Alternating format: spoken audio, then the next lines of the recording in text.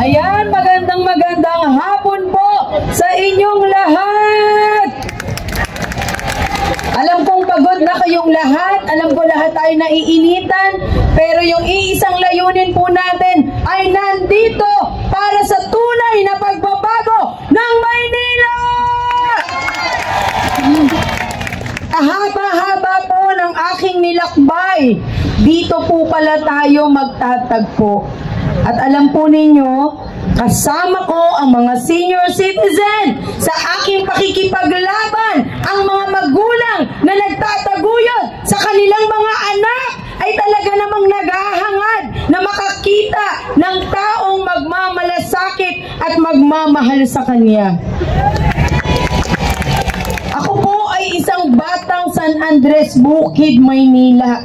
Minsan pong bata na nangarap na ang Maynila ay makita po nating maunlad. Makita po natin na tuwing ay lalabas ng ating tahanan, alam po natin na may naghihintay na magandang kinabukasan para sa atin. Pero sa edad ko ngayon na 47 years old, tayo po ay patuloy pa rin nakikipaglaban para sa karapatan at benepisyo ng Manileño!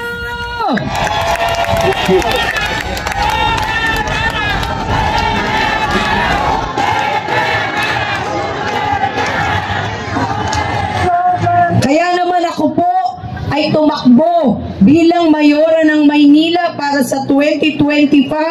Ang nagtulak po sa akin ay ang aking mga lolo at lola, mga senior citizen, dahil sa kanilang paniniwala at nasaksihan na ang pagtulong ng isang anak ay talaga namang pong kailangan na magampanan natin sa Maynila. Ako po ay natutuwa sapagkat ang Panginoong Diyos talaga po ang nagdala sa akin dito ngayon para higit po na malaman natin na may tao pa rin nagmamalasakit at nagmamahal sa Manileño.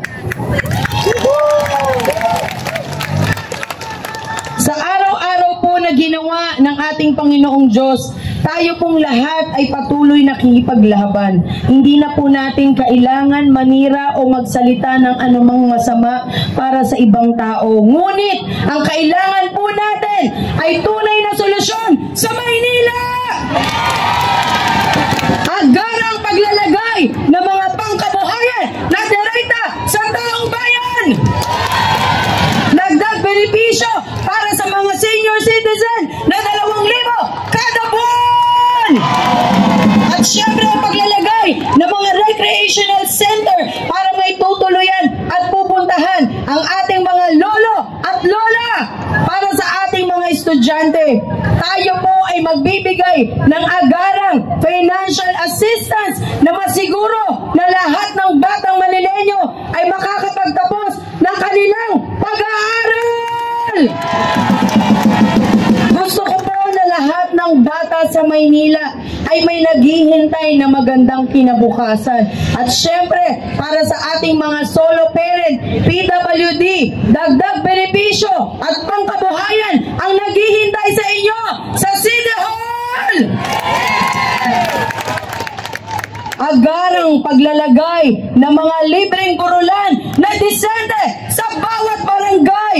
Dahil dito po nasaksihan ko na ang pagbuburol sa kalsada ay isang senyales ng kahirapan ng isang Manileño. Ito po ay tutuldukan natin na sila pong mga pamilya at kamag-anak nating na mayapa ay siguraduhin natin na maihahatid natin sa kanilang huling hantungan ng maayos na may respeto at pagmamahal.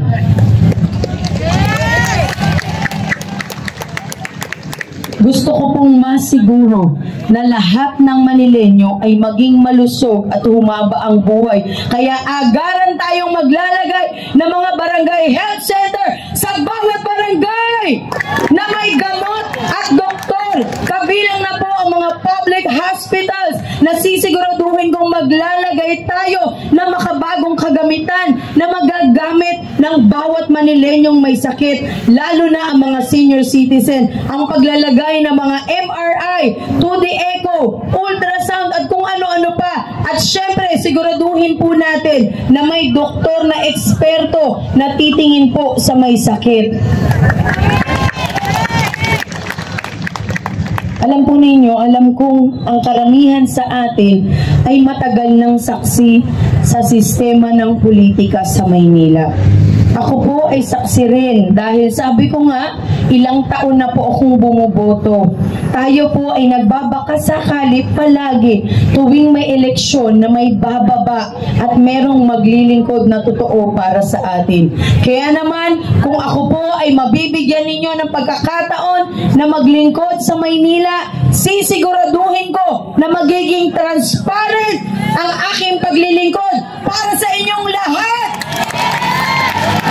Gusto kong masiguro na ang budget ng Maynila na 34 billion a year ay inyong makita at maramdaman programa. Ipapaskil ko po ang lahat ng budget na ibibigay natin sa bawat programa. Hindi lamang sa City Hall, kung hindi sa lahat ng barangay sa Maynila. Ipapaskil ko kung magkano ang binabang budget. Dito po, mawawakasan na natin ang korupsyon sa Maynila! Dahil ang gusto ko ay makita kayong hindi na naghihirap kung hindi tayo po ay nagtatamasa na ng mga programa na pinaghihirapan po nating lahat. Kaya sana po, samahan ninyo ang aking team, ang aking Vice Mayor Remy Oyales, ang aking mga konsihal, Konsihal Edwin Cayetano, Konsihal Edwin Salve, Konsihal Jet Magno, na kami po ay maihatid ninyo sa City Hall! Maaaring alokin kayo na ipagpalit ang inyong daliri.